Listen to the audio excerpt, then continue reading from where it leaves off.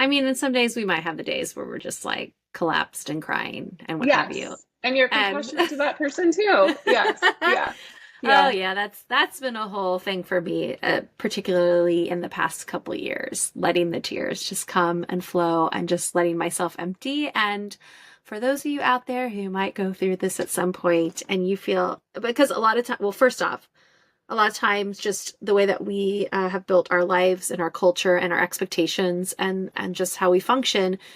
I've talked about this a lot with other people on the podcast, that it's like we haven't really set ourselves up to have the ability to give ourselves time to collapse or to cry or to let Hmm. ourselves go. And that's a whole thing that's very hard to unpack, and there's not much we can deal with. Like, we have kids and the kids have to go to school. You have to take them to school. You're their adult. Like, there are certain things you have to do in your life, or you have a job, you have a meeting and it's important. You have to be there. And I get it. This is our life. This is our modern world. And I just recognize and just say all this because it's still there if we don't let ourselves collapse in those moments, because we have things we have to do, like we have to do. But it's giving ourselves the times to collapse. I always say, I haven't read the book The Body Keeps the Score, although I think you were the first person to ever recommend it to me.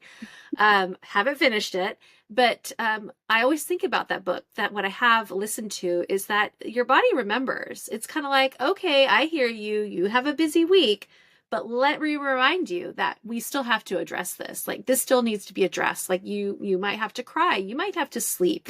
You might have to do something else. Like, I'm going to need my time, focus, and attention. And it is, it is really tough. So when we can, we do have to allow ourselves, if we have the ability, to just let ourselves go for a minute, like give it a good cry and just get rid of the shame and judgment around it. Like, it's coming up in your body. It's coming up in your body like it wants to be felt and it wants to be experienced. Oh, that's what I was going to say.